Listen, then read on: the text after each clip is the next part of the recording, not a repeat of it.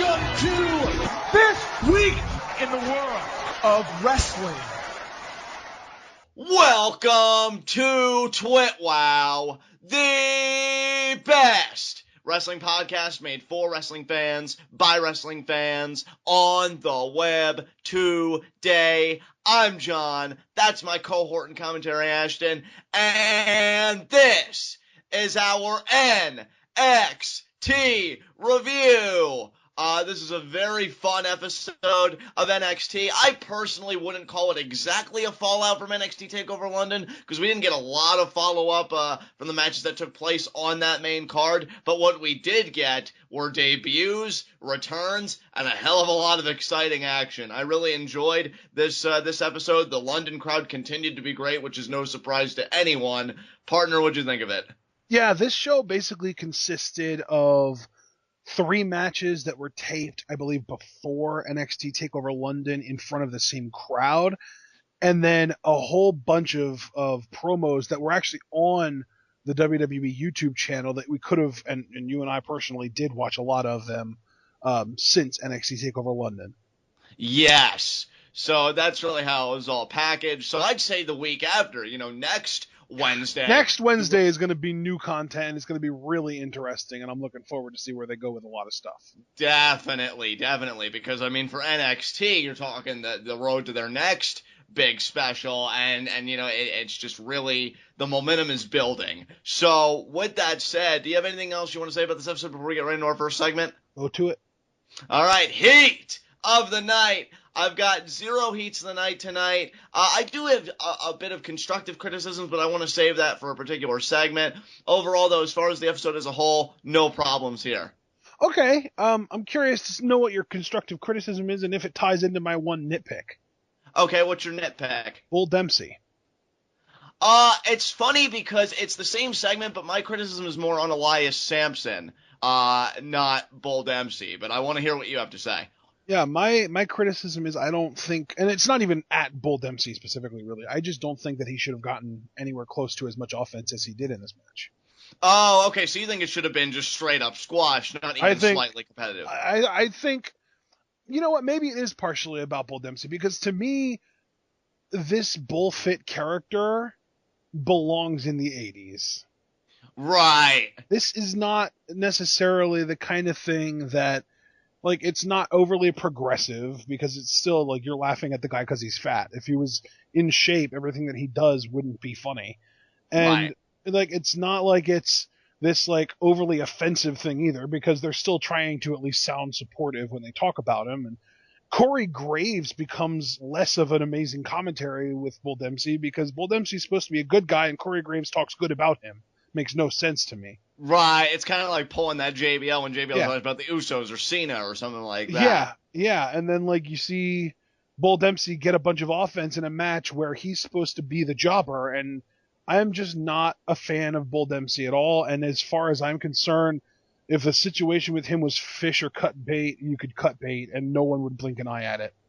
I think what really resonated with me, I agree with everything you're saying, right? But I think what really resonated with me was when you said, this is a gimmick for the 80s, because if Bull Dempsey was in that era, I could see a gimmick like this being Intercontinental Champion or something like that. I could see a gimmick in that period actually getting over very well. Not even necessarily the 80s. Even before that, I could have seen him being a pretty good territory heel. But he's a heel.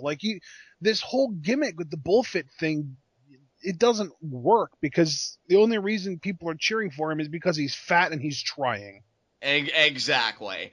And you know what? Since we're already kind of talking about this match, I might as well give my constructive criticism. And to be fair, it doesn't even have anything to do with Elias Samson specifically. I just think it's the packaging that needs a bit of massaging. Oh. I thought the post-match for me, when he's playing the guitar, I would prefer if the entrance music wasn't playing over it and he played a legitimate tune. Because to me, it just comes off as awkward. And I think, the whole guitar pick in his mouth, and it seemed to go on a little bit too long for me. I just thought it was a bit awkward. Other than that, though, I thought it was a really solid debut. We're gonna talk more about his gimmick when we get to that segment, because I actually have a lot to say about his gimmick. Yeah, I mean that's really the only criticism I have, and again, I can't even really. It wouldn't be fair to say, oh, that's on Samson, because I don't think that's fair. But yeah, I mean, it just That's very just one of interesting. those little fine-tuned things, like Becky whipping her hair around too much, that kind of thing. Exactly. I like the conversations we've had about Nia Jax recently. It's in that same vein. Yeah. But yeah, that's the only thing I had to say. But you know what? Let's get on to the show because I know we probably have a lot to say. So with that said, let us get right into our NXT review. And we open this baby up. Well, first we get a video package recapping NXT TakeOver London and just all of the highlights and this and that. But as far as the show itself is concerned, we have Fatal 4-Way Tag Team action. And can I just say, from the entrances alone, love that London hates Mojo Rawley. Yep. Love that they love Blorfexa. And holy levels of over Batman for Jordan and Gable. Yeah. Holy crap. Yeah, these guys are stars right now. At least in front of this crowd they were. Ashton, I am so, because you know how much I love these guys. I mean, that's already well established, well on record. I am so happy that these guys are the level of over that they are. And notice how I say these guys and not just Chad Gable. Don't get me wrong. Dude, Yeah. Jordan, honestly, I absolutely adore Chad Gable and his in-ring ability and the chain wrestling and stuff. I think I actually look more forward to Jordan's hot tag than even Gable's chain wrestling. You know what? And I don't blame you because Jordan's hot tag is legit. Or to use Gable's phrase, so sick. So sick. Yeah. Because he comes in there, dude, and you can only imagine with me, dude. This is the kind of wrestling that I first really gravitated towards as a kid. Well, I mean, but you started watching wrestling during the golden era of SmackDown. Exactly, the Benoits, the Angles, Guerreros, that kind of technical SmackDown wrestling. 6, man. The SmackDown 6, baby. What a time to be alive. But it was Benoit, Ray, the two Guerreros, Kurt Angle, and Chris Benoit. And so when I'm seeing Jordan come in there and suplexing a bitch, it just harkens me back. I even said, I can't tell if he's channeling Kurt Angle or Taz at this point because he is the human suplex machine.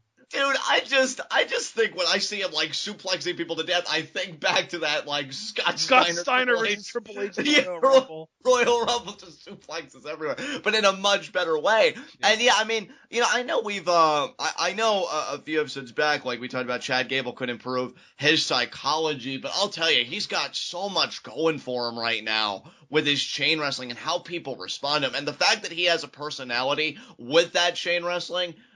Dude, he's going to go so far in this business, I think. I mean, I really don't even know what his ceiling is, but this tag team right now is gold, and this matchup was phenomenal.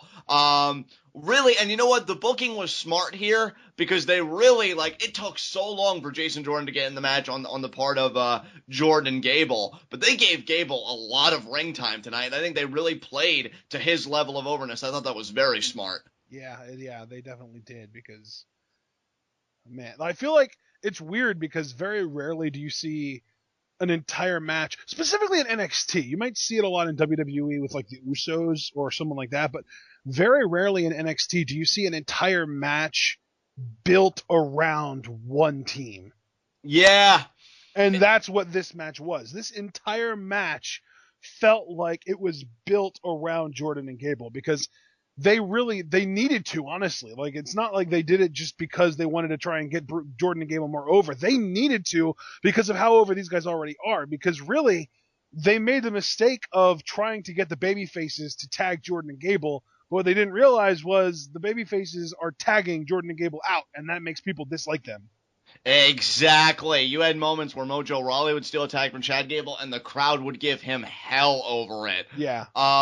Also, I can't believe that I almost sweep these guys under the rug. My, how times have changed, right? I mean, Vaudevillains came out in Sherlock Holmes and Watson gear, entrance attire, and they really didn't seem to heal it up too much, even though I still think a formal turn is coming. Blorfexa continues to be amazing as a heel dynamic. These guys, honestly, if it wasn't for Jordan and Gable's overwhelming levels of over and just their pure amazingness, these guys would have been my MVPs because they did solid work here that I think, unfortunately, is going to go under the radar. Yeah. Even from stopping the hot tag initially, if you remember. That was heat, though? Exactly. These guys know, I'm telling you, and I think, we talked about this once, so I don't want to rehash it all over again, but if Blake and Murphy come up, they need Alexa with them, because these three guys coming up as a trio, as Vorfexa, would do such great things for the tag team division and would certainly give it more dimension, because, I mean, I'm pretty sure New Day's backs are starting to hurt from carrying the whole division this whole time. Non-tag team of the year, my ass. Screw you, Usos. But, yeah, I love this match. I thought Vorfexa did great work. Vaudevillains and Mojo Rawley and the Hype Bros, they did what they came there to do. And Jordan and Gable, man, so much fun. Jordan's hot tag, holy crap. Yeah, So I think he hit 4 or 5 different yeah, suplexes tonight. And I know he hit, the first one he hit was just a regular belly to belly, and then he hit a capture suplex. I know he hit a Saito suplex at one point. Like, he was caught Wesley just Blake off the top throwing him rope. around, man. It was awesome. He caught Wesley Blake off the top rope for that kind of modified T-bone. I really like that. Yep. Then the belly to Buddy Murphy over the rope onto the other teams. And then Wesley Blake's alone in the ring for Jordan and Gable's finishing maneuver. It was awesome. Which, by the way, that finishing maneuver, initially, I didn't know what to think about it when I first saw it on their debut. It has grown on me immensely, and it has really gotten polished. I think they've gotten it down to a science. Did you know that's even Seth Rollins' favorite tag team finisher right now? That's so cool. Really? Yeah, he said, this is my favorite. He once tweeted, it was I think a couple months ago, but he tweeted a gif of it. He said, this is my favorite tag team finisher in years. And so That's big funny. praise. Yeah, big praise from Seth Rollins. So yeah, Jordan. And it's so funny too, because I'm not even necessarily on board. Like, to me, the finisher is just like, yeah, sure, whatever, let's end the match now. But everything else is what really the highlights Jordan and Gable for me. Like, the finisher isn't hype at all, in my opinion. Yeah, I wish, I think if I could add, like, one little adaptation to it, because I do like it. I do think it's different. I just wish that it wasn't always, like, in the corner. I wish it was more like I could set it up in the middle of the ring, or I could set it up anywhere, anytime, and I wouldn't have to go through these steps. Okay, get him in the corner, do the running shoulder thrust, make the tag, all that sequential stuff. If it could have a bit more spontaneity to it, I think I could gravitate to it even more. You know what would be super cool to me? What's that?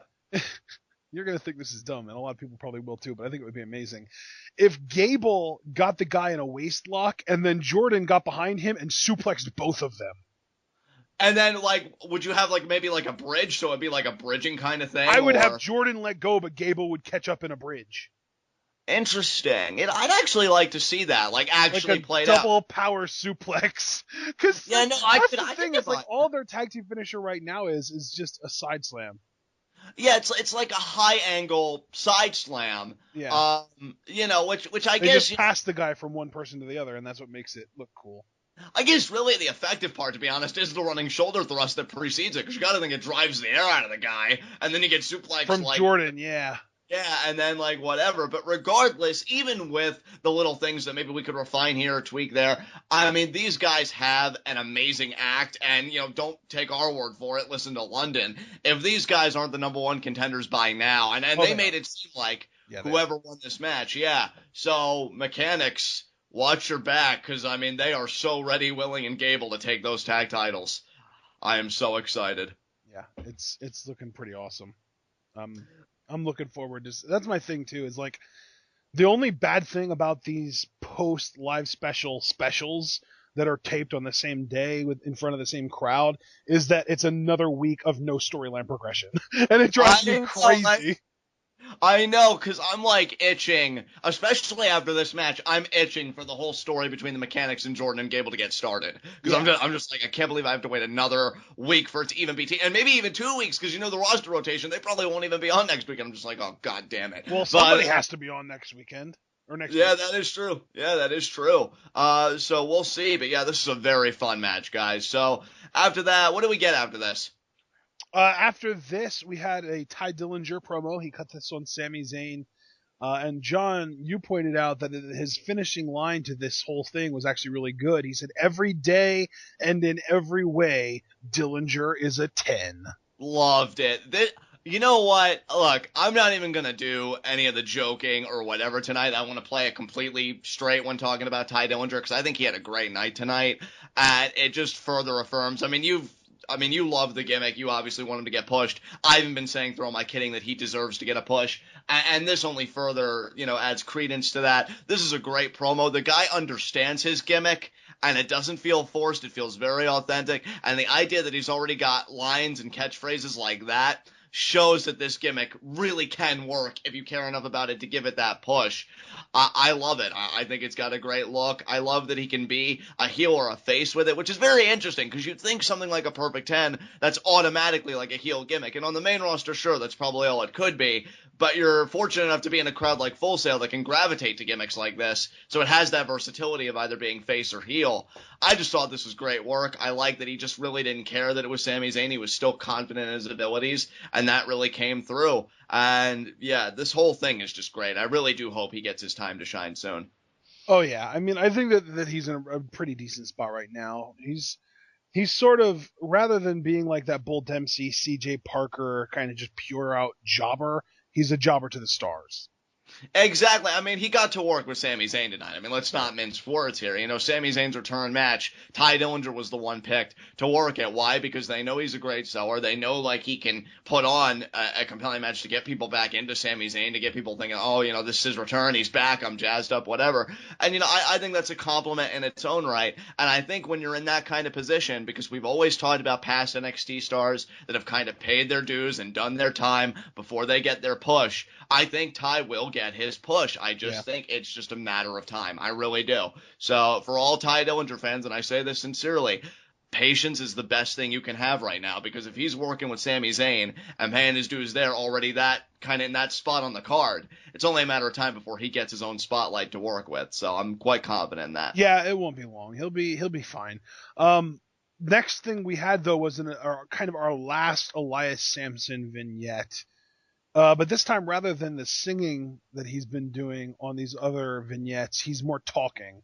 And the two lines that stood out to me, the one, obviously, just because he said it every time, is "what it needs is what I am." But then the other one, he said "no second chances for lost souls." And I have to wonder if that's actually targeted at Sami Zayn.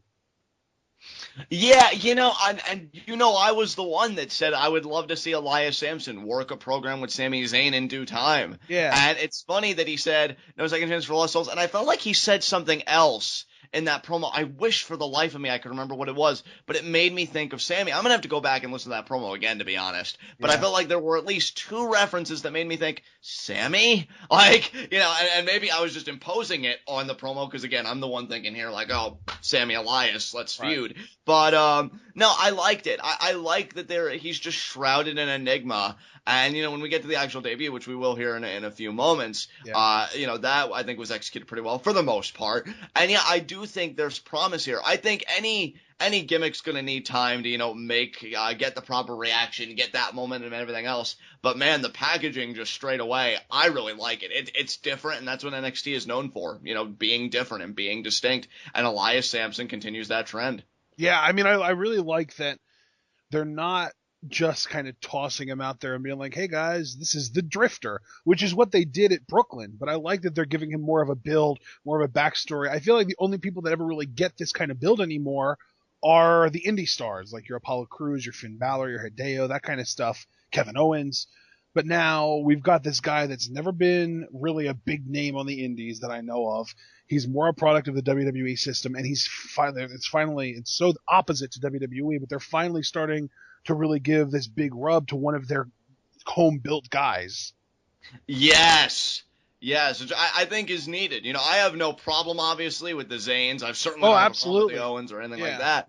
But you need that really organic talent if you want to stand on your own 2 feet and not seem like you're piggybacking off the efforts of the New Japans or the Ring of Honors or things like that. And Elias Samson, I think is a great starting point, you know, to, you know, really produce that organic talent again and be like, okay, this is what our developmental center, this is what our system is capable of, and it's not a bad first product by any means. You know, I like the gimmick, and honestly, the debu's next, right? Because I can't wait to talk about that now after all this talk. I mean, not even ironically, coincidentally, I was just getting ready to say, I feel like the only other guy that they've really done a good job of building from within their own system that wasn't really a big indie star is Baron Corbin. Yes. And he actually, in between the Elias Samson vignette and the Elias Samson match, we got a Baron Corbin promo where he declares himself the #1 contender for the NXT title. To which I responded, because you and I watched It's that. about damn time. About damn time. Yeah, that's exactly what I told you, because we watched on the WWE's YouTube channel, and when we watched that, I said, it's about damn time, because anybody that has a problem with Baron Corbin, I'm sorry, he's here to stay. He's great at what he sorry, does. but you're wrong. And that's pretty much it. And, like, I mean it with all due respect, obviously, but, like, he's a great heel. You know, John, I agree with the idea of giving all due respect, but the problem there is that a lot of the people that shit on Baron Corbin don't give him his due respect, and that's the problem. And I agree, and that's the shame of it, because even if you have your nitpicks, I mean, even guys that we like, we just got done talking about what Jordan and Gable could potentially do better. Yeah. You know, we give them their due when they're fantastic. I wish somebody, you know, at least in the groups that you're talking about, because thankfully our audience seems to actually really appreciate Corbin, one of the millions and millions of reasons that you guys are awesome. But, you know, it boggles my, it's the kind of the same group of people when Corey Graves is still competing that you said would always crap on him. And I never really got that either. Baron Corbin, after Joe's loss here at TakeOver London, is the top heel to me by far. He deserves to be number one contender. If anything, I would almost argue that they're a little late to the party, which again is why I said about damn time. I can't wait for Balor Corbin. I think that's going to be a great program and probably one of the most underrated programs to start 2016 just because of how many people crap on Corbin all the time. Yeah. Yeah, that's well put, my friend. So now that we're done talking about Corbin and his promo and him being the number one contender, let's talk about Elias Samson versus Bull Dempsey. Yeah. You know, like, it just, I like the theme music for Elias Samson. You know what, John? That's actually one of the biggest nitpicks that I had about this is the theme music. I feel like if you're going to have this guy where this whole thing about him is that he's the drifter, he is like this. I imagine him as like a Sam Elliott character in an old Western movie. And you're going to make music that starts with like a digital sounding like a sound that sounds like it was made by some kind of a machine rather than an instrument. To me, if you're going to have this Elias Samson drifter gimmick, you need to go all out with it, and he needs to have an acoustic theme song. You know what? I agree with you there, because if I'm not mistaken, Ashton, correct me if I'm wrong, we didn't even have, like, this wasn't even like a vocal theme, was it? Where he sang it. No. He didn't even, like, and I thought that was a problem too. Yeah. Because I will say, like, even though I liked it for the moment, I hope it is one of those instances where a lot like when Joe came in and others, it changes at a future set of tapings. Honestly, John, I would love that, but I don't think there's going to be enough of an outrage to get NXT to be motivated to change it. And that's a damn shame, because to me, already, I mean, I don't want to be too caustic and be like, oh, you're already botching the gimmick, but that's already kind of how I feel. Like, no, I wouldn't go as far as to say that they're botching the gimmick. To me, I just feel like there's more that can be done with it, and they're missing out on opportunities. Well, the better term then would be, based on exactly what you just said and how I'm feeling, the better term would be underutilizing then, because you have this guy in these vignettes singing like everything, and then his theme song doesn't even have him doing any vocals. It's like this overproduced, very sort of stereotypical CFO Money theme song. Like, you don't even need to think about it in order to realize, oh, well, that theme song's by CFO Money. I think the word I'm looking for, Ashton, with the whole thing is disconnect. I feel a huge disconnect between the presentation and what the guy comes out to. Like, I almost feel like they should give James Storm's theme song to Elias Samson. Yeah, see, that to me, even then, I still wish he could have one of those themes where he does his own vocals, but even then... I don't think that that's necessary. I do like that idea, but I feel like that's being overdone at this point. You know, we've got Enzo, that kind of stuff. Right. I feel like just acoustic. Just, you don't need to have this overproduction, like all these, you know, these digital sounds that you've got going on that you made with a computer instead of an instrument. I think that if you're going to go with this drifter, you know, he plays music in the streets for money kind of gimmick, it needs to be acoustic. That's my problem with it. And even after the very beginning where you hear those like digital sounds, it goes into electric guitar. Why would you have electric guitar for a guy that goes around playing an unplugged acoustic guitar? Exactly. Again, disconnect. As far as the match itself goes, I mean, you already had your nitpick where you felt like this should have been a straight up squash, and we already talked about the Bull Dempsey character. As far as Samson himself and his offense, I think he got like a knee to the face at one point that I really liked. That was awesome. And his finisher, that elbow drop, that's a thing of beauty. Beautiful, yeah. He's the Fandango of the elbow drop.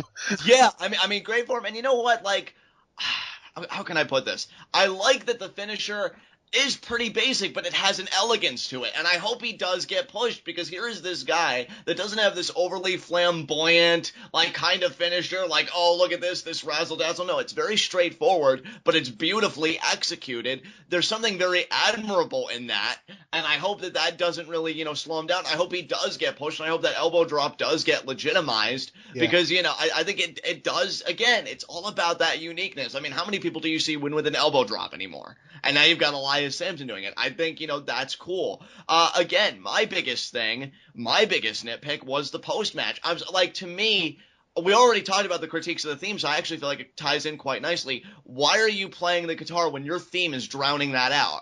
I feel like you should do kind of an Aiden English thing. No theme. I knew you were going to go there. I knew that you were going to go there. But to me, John, I think that they should just ditch that part completely. Like, completely abandon him playing his guitar in the ring and just have him, because I don't necessarily disagree that it would be a better way to go about it if they insist on having it to just turn the music off and let him play and have like the room go dark in the spotlight and really amplify the sound of the guitar and that kind of stuff. But to me, I think it would be better to just ditch that part of the gimmick entirely. Okay, so I mean, let me just ask you, just to really get a clear view of how you're seeing things. Would he even come out with the guitar then, or would he just not come out with the guitar? Yes. So he would come out with the guitar as like an entrance piece, but he just wouldn't play it post-match. You know what I think? This is where I'm going with this, John. I have an idea that I want them to do so bad, and I doubt they will, because obviously it's fantasy booking, and fantasy booking is, the odds are 1 in a million that they actually do something that we come up with. But what I would love for them to do is, everyone expects, because when you see a guitar, it's like Chekhov's gun, man. It has to get busted over someone's head, right? Right, okay. To me, they need to take that Jeff Jarrett rule where if you see a guitar, it's getting busted over someone's head, and turn it upside down and have him be protective of his guitar. His guitar is his baby. He protects it with his life. The reason he brings it out with him is so that it's not in the back and no one can touch it. Yeah. And that makes perfect sense. You could even have different baby faces tease, like, oh, they're going to get the guitar, they're going to get it. Kind of like what some people used to do with Tyler Breeze's cell phone. Yeah, okay. And anytime anyone goes for it or touches it or even attempts to touch it, Samson just flips the hell out and beats the shit out of them. You know what? I like that too, because I think it's a perfect tie into the psychology of this kind of gimmick, because as a drifter, you're not known for having many possessions. That's his livelihood. So, yeah, that makes sense, because as a drifter, I mean, you're not exactly wealthy, and all that stuff, and you don't have much to your name. So the idea that he would prize this guitar exalted above everything else that he has, I think that would be very interesting. I like that as kind of a narrative direction we can go with the gimmick. So I think, for me, like, when I think of the drifter, it's two things. First of all, they're a musician, and they don't really get booked to play gigs at bigger venues or anything like that. So the whole idea is the drifter is somebody that goes from town to town, plays on like a street corner or something like that with their hat out, and gets money from people that appreciate their talent, right? Right. And so that right there, immediately you think musician and survivor. And those are the two biggest elements of Elias Samson's character that I want them to emphasize. And I hope they do, because to me, again, I like that Elias Samson is getting his time in the spotlight. I think he has a great look. He's got a great look. He's got a great voice. And I'm not even just talking about a singing voice either. His talking voice is incredibly good for the wrestling business. Oh, a great quality to that voice. I think that's the kind of voice that if, like, he were to cut promos, kind of like in that Jake Roberts side where he talks maybe a little lower, but softer, captivates people instantly, because that's what it made me think of. Yep. So he's got all that stuff. Again, like so many gimmicks in NXT, which is why he's in the right place. just massage some of the kinks. So for me, my to-do list comes down to, we can agree, maybe in different ways, and I can even come on board with everything you were saying. You convinced me. We need to change the post-match little act. We need to change the theme, because I don't like the theme, and it seems like you don't either. And that's I the thing. think I don't that's even it. dislike the theme. I just don't think it fits him personally. Right, well, that's just it. It's not a bad theme in and of itself. I just think for this particular gimmick, again, I come back to that word, disconnect. Right. So you need something that fits better. So I think theme and just, I guess, like, just in terms of packaging, post-match antics and things like that. And I think that's pretty much it, because I really don't have any other problem. And again, the idea that he's winning with a maneuver like an elbow drop, I mean, I'm a mark for it the same way I was a mark when Dolph Ziggler first brought back the sleeper hold. I admire stuff like that. So, yeah, I'm curious to see where Elias Samson goes from here. And if he's feuding with Sami Zayn, two things. One, called it. Two, amazing. So we'll see what happens. Yeah, absolutely. All right, guys, let's move on here. Dash and Dawson cut a promo. It's a lot of the same, a lot of the stuff that they say all the time, that they're just the best damn tag team on the face of the planet. So, John, unless you really have anything to add as far as analysis goes to this, we can just move on. We can move on, man. All right. Well, moving on is our main event of the evening. Sami Zayn's big return against Tye Dillinger. Gotta say, too, I mean, just the last word on that, I do find it funny that this does come after Elias Samson's debut. Coincidence, probably, but I still find it funny. Tye Dillinger gets a nice reception from the crowd here. I saw quite a few 10 signs, people holding up their hands, with the 10. Again, just great look. Love the theme, too. I like the theme for Tye Dillinger, and just everything about it seemed great. And then Sami Zayn comes out, the man of the hour. Great reaction for Sami. People missed him so much. I know we did, too. Great to see him back. Looks to be in great condition. Got a new haircut, so he changed his look just a little bit. And yeah, as far as the match goes, I liked it because I think it was perfect for the type of babyface that Sami Zayn is. You're never going to really see Sami Zayn, at least in my view, in a squash match. At least giving one, at least. And especially coming back from an injury, I like how they told the story. Is Sami Zayn really at 100%? Is he going to be more conservative out there? What Sami Zayn are we going to see in the wake of him coming back from a shoulder injury? And I do like that there were even moments in the match that I thought, were quite clever that kind of built on that story. Like, for example, there was one moment in the match, Sami Zayn and Tye Dillinger were on the outside, but Tye sent Sami's shoulder into the ring post. Yeah. I like that. Really played that up. Like, okay, Tye Dillinger isn't stupid. Tye Dillinger realizes his name's on the marquee. He's the one that got picked to face Sami Zayn, and he'll be damned if he's not taking, the most advantage of it. And Sami Zayn, on the other hand, you have to think, well, did I come back too early? Whatever. So I like the whole story here. I thought the story was great. Again, Dillinger was very competent, which he should have looked, because, again, this is a guy returning from an injury. The last thing you would want is Dillinger to get steamrolled. And Sami had the crowd behind him the whole way, because when he started getting in a groove, I loved one moment where he faked out Dillinger because it seemed like he was going to dive over the rope, but he didn't. And the crowd started chanting 10 at Sami, and Tye felt a little bit insecure. He said, he's not a 10, and I love that. Yeah. Little things like that. This is a really fun main event. I do think, because I think you and I said this before recording, you made the point that you think the structure of the card could have been better, and you thought that this should have been the opener and the tag match should have main evented. I think that would have been a little bit better, just because I feel like that tag team match was just so good, and the crowd got so into it, and that's the kind of match you want to close a show out. Like, that's the feeling that you want to leave people with, that'll make them want to stick around and want to see what happens next week.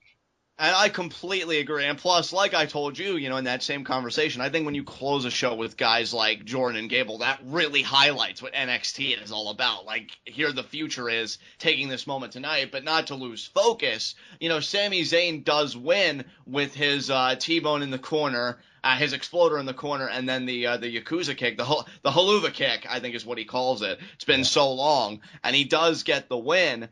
Again, solid matchup. It was great to see Tye Dillinger. They even had a great fake out at one point where it looked like it was going to be a ref spot, but Sami stops himself before he hits the ref, and Tye gets just a really tight schoolboy, even has some of the tights, but it was only a near fall, so that was a great tease. So yeah, solid back and forth matchup. Tye Dillinger held his own, and again, for all Tye Dillinger fans, you had to be smiling at this matchup because it was competitive, and I think it just validates for me the guy's going to get his time, and Sami just shows, yeah, I'm back and I'm in good form. After the matchup, he pretty much cuts a promo thanking everybody for their support, saying the tour was amazing, and he thanked this crowd specifically for breaking his streak of bad luck, because it seems like it was just nothing but just one giant snowball, like avalanche of bad things, losing the NXT championship, getting injured, all this stuff, and they broke that streak tonight. So a good heartfelt promo from Sami. I enjoyed it, and that's how we close the show, brother. So is there anything you want to say about this match, or just Sami Zayn, or anything?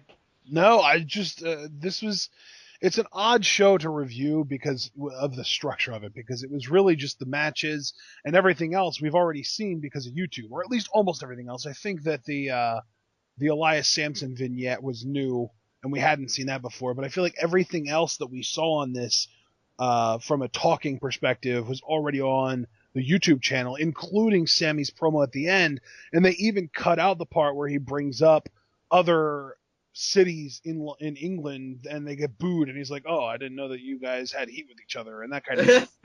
So like we've seen everything that they showed and more as far as talking goes. The only difference was the matches, and the matches, again, to me, the Jordan Gable tag match was the highlight.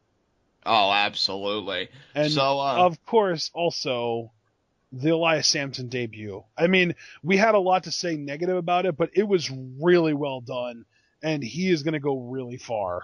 Oh, absolutely. I mean, let me just say, too, to just really hammer it in, our negatives, and I do say for both of us, had nothing to do with Elias Samson, the man. I just think it's everything kind of surrounding the gimmick, and it's not even, really everything is hyperbolic. It's just little things they could tweak. No, I am very interested in this gimmick, and I think if it's going the direction that I believe, and I know you've thrown some ideas out there, whichever direction they choose, whether it be your ideas, mine, or a different direction entirely, this gimmick has a stock that's going to go up, and I'm really excited because this could be one of the better heels we've seen in a while. Definitely a different flavor from the Baron Corbins, which I think is always needed. The two people, it's funny because you always, well, not always, but you've been mentioning how you think that we're going to get Sami versus Elias, and those are the two guys tonight that I noticed were being really aggressive. I noticed Elias Samson, man, when Bull Dempsey got a little bit too much offense and Elias Samson decided to put an end to it, he got really aggressive and he started beating the shit out of Bull in the corner and everything.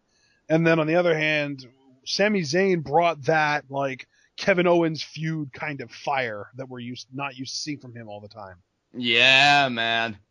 I mean, if these two are on a collision course, which again is purely conjecture at the moment, I mean, what a way to establish Samson. Holy crap. But that remains to be seen. For now, do you have anything else you want to say about this episode before we get into our next segment? Nope. All right, high spots and low shots. You know what? I'm going to say that my low shot is Blake and Murphy, because they continue to be kind of on a downward spiral. They lost to the Hype Bros a little while back, and now tonight, Wesley Blake eats the pin in this Fatal 4-Way Tag Team matchup, a matchup that, whoever won it was presumably going to be the next number one contender, so they had a chance to get back in the hunt, and they failed, so it has been a rough time for Blurfexa, and this night certainly didn't help matters. They're amazing, but they're on a bit of a losing streak, aren't they? Yeah, man. I don't really like where this is going. Man. All right. My low shot is going to be Bull Dempsey because, I feel like it was literally about 4 months ago. He was on the other side of this match. It might have even been the exact same match. Was it Bull Dempsey versus Elias Samson and Bull Dempsey won then? Or was it Bull versus Tye? No, it was Bull Dempsey versus Samson. I believe that was on the second week. Yeah, Brooklyn. Yeah. Yeah. So, congrats, Bull. You've fallen this far. Exactly. Oh, man. So nothing more I can really add to that. High spot, plain as day, Jordan and Gable. I'm signing on to that. I mean, I love Sami Zayn and everything, but nobody had this crowd captured like Jordan and Gable. Absolutely. I mean, these guys owned it tonight. Like I said, my favorite act in all of WWE. I mean, these guys just bring me back to the best time in my wrestling fandom, and I'm forever indebted to them for that. And to say that I'm ready for them to be NXT Tag Team Champions would be the grossest understatement since, John simply loves Johnny Mundo. You don't even know the half of it, people. So let's get to it. Let's get this program. Love these guys, and they had a great night tonight. And since you're signing on to it, can I go home, or do you have anything else you want to say in closing? No, man. My whole thing is I'm looking forward to next week because it's a new set of tapings and it's new content and it's storyline progression. Please. Yes. I mean, I always love new tapings because, storylines get progressed. Debuts sometimes happen. I mean, who knows who's going to come through the woodwork after these London tapings. We know about some signings that are in NXT that we're just waiting for them to debut, that this new set of tapings, could be kind of teasing some stuff. I mean, I'm not saying I know anything, just again, purely conjecture. So yeah, I'm as excited as you. A lot of possibility comes forward in new tapings, but that will be then. And for now, this has been NXT. This has been TWitWoW, the best wrestling podcast made for wrestling fans, by wrestling fans, on the web today. I'm John. That's my cohort and commentary, Ashton. Guys, be sure to comment and subscribe on YouTube. Ashton, what question do you have for our fan base this week? What do you guys think of Elias Samson? Yeah. Talk to us about the debut, guys. That actually is the question to me, so I'm really glad you asked that because I'm very curious what you guys think about the debut. Were our criticisms even-handed? Do you think maybe we went a little too far, not far enough? Talk to us. Be sure to take the conversation over to Pweetoff, an amazing pro wrestling group on Facebook, a lot of diehard NXT fans, so you'll be right at home there if you watch our reviews on the regular. But I get it if you're not one for that, because I know sometimes the notifications and everything can get out of hand and you just want a quieter scene. The TWitWoW subreddit, very tight-knit community of some of our most passionate TWitWoW fans. There you will see all of our content, and you can create threads of your own targeted at Ashton or myself about all things pro wrestling. And until then, guys, we will see you again, I believe, on Saturday for our next Luchador Spotlight. We hope you guys have a great Christmas Eve and Christmas. Happy holidays to everybody. And until then, tune in and peace out.